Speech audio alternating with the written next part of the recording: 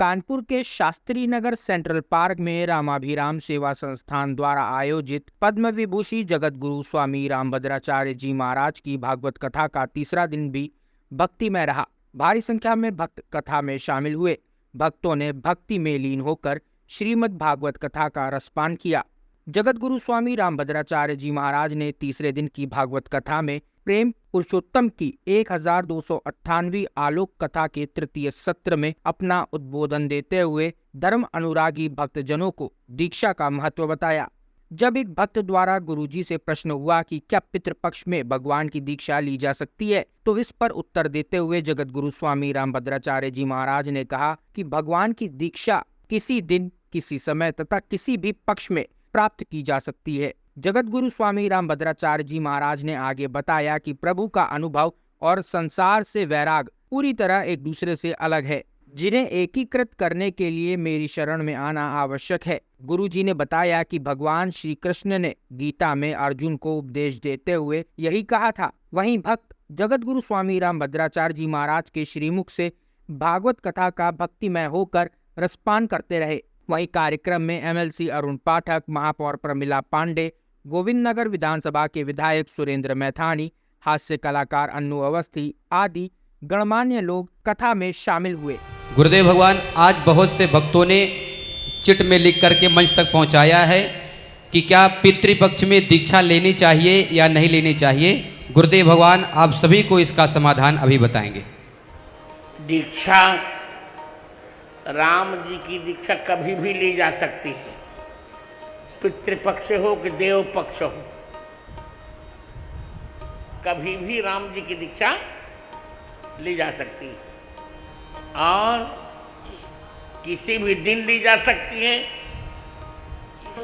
किसी भी पक्ष में ली जा सकती है, किसी भी तिथि को ली जा सकती है, क्योंकि तदेव लग्नम सुदिनम तदेव ताराबलम चंद्रबलम तदेव विद्याबलम दैवबलम तदेव सीतापते तेन्द्रियुगम स्मरामि। राम की शरण जाए सुदिन नहीं रही। विभीषण जी ने शंकर जी से कहा का मुहूर्त बताइए, तो शंकर जी ने कहा रे मूर्ख, राम जी की शरण के लिए कोई मुहूर्त नहीं होता। जिस दिन जिस क्षण मन हो जाए उसी क्षण राम जी की शरण में चले जाना चाहिए। एक्चुअली लोग फोकस करने का उनका मेन जो है, आज कई लोगों के प्रश्न थे क्या पितृपक्ष में हम ले सकते हैं दीक्षा या नहीं। तो गुरुजी ने कहा कि पितृपक्ष हो या कोई भी पक्ष हो, दीक्षा कभी भी आप ले सकते हैं। भगवान का नाम लेना किसी भी दिन आप ले सकते हैं, भगवान लेना कोई गुनाह नहीं है। तो उन्होंने कहा कि नहीं, दीक्षा आप कभी भी ले लें। पितृपक्ष हो, अच्छे दिन हो, खराब दिन हो, ऐसा कुछ नहीं होता है। दिन सब अच्छे होते हैं भगवान के लिए। और क्या कुछ कहा उन्होंने? और दूसरा, आपको याद होगा एक प्रसंग उन्होंने उठाया कि जब विदुर जी हस्तिनापुर गए थे दूत बन के, तो दुर्योधन ने कहा कि आप आइए प्रभु हमारे यहाँ भोजन विराजिए, भोजन करिए। तो उन्होंने कहा नहीं। वो गए विदुर के यहाँ भोजन करने। दुर्योधन के 36 प्रकार के भोजन को छोड़ के वो विदुर के यहाँ गए। और विदुरानी जो थी, आप समझिए उनके पास एक ही धोती थी और वही धोती सुखाती थी, धुलती थी, सुखाती थी। जब तक वो धोती सूखता नहीं था तब तक वो घर से बाहर नहीं आती थी। उनके यहाँ गए और उनके केला के पत्ता में उन्होंने खाना खाया और साग, भाई उनके यहाँ कुछ था नहीं तो साग रखा था।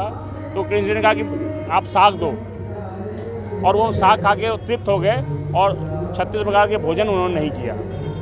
और आपको एक चीज़ और बता दूं, गुरुजी ने एक चीज़ और कहा है कि अगली कथा रामाभिराम सेवा संस्थान के नेतृत्व पे आगामी होली के बाद हमारी पंचमी की कथा हमेशा होती थी। इस बार हम लोग ने पितृपक्ष में करवाया, गुरुजी का आदेश था। तो अगली कथा हमारी होली के बाद जो पंचमी आती है उस पे होगी और वो राम कथा होगी, ऐसा उन्होंने बोला। हम राजीव अग्रवाल संगठन मंत्री रामाभिराम संस्थान से। आज गुरु जी की तृतीय कथा आरंभ हुई है, जिसमें गुरु जी ने सबसे पहले ये बताया कि 1298वीं कथा जिसका तृतीय सत्र आज वो कर रहे हैं, जिन्होंने ये सबसे पहले एक समाधान का निर्णय दिया कि हम किस दिन दीक्षा ले सकते हैं। तो गुरुजी ने ये बताया कि ये हमारा दीक्षा का कार्यक्रम किसी दिन भी किसी भी पक्ष में हो सकता है, चाहे कोई भी पक्ष हो, कैसा भी दिन हो, गुरु की दीक्षा किसी दिन भी ली जा सकती है। साथ ही गुरुजी ने ये बताया कि अगर भक्ति, प्रभु की आस्था और संसार से वैराग्य, ये तीनों चीज़ें अलग अलग हैं। इससे एकत्रित करने के लिए प्रभु की शरण में जाना पड़ेगा। साथ में उन्होंने बहुत सारी ऐसी चीज़ें बताई जिसे अभी और चल रही है कथा, अभी इसके आगे के अंश को हम लोग और वर्णन करेंगे और आपको बताएंगे। साथ ही आज कुछ वरिष्ठ लोग हमारी इस कथा में आए, जिसमें कानपुर की मेयर प्रमिला पांडे जी आई और मैथानी जी जो विधायक जी हैं वो आए, अरुण पाठक जी हैं उपस्थित, और हमारे विधानसभा आर नगर के जो चुनाव लड़े थे वो भी सुरेश अवस्थी जी वो भी अभी आए हुए। और बच्चों को इसलिए भी लाना चाहिए, मैंने कल भी बोला था, आग्रह किया था कि जब बच्चे हमारे ऐसी कथाओं में आते हैं, संस्कारिक होते हैं और संस्कारहीन नहीं होते, अपने जीवन को भी ठीक दिशा में जीते हुए, संस्कारों से परिपूर्ण करते हुए, कैसे हम अपने माता पिता के प्रति अपने दायित्व का निर्वहन करें, क्या हमारा दायित्व अपने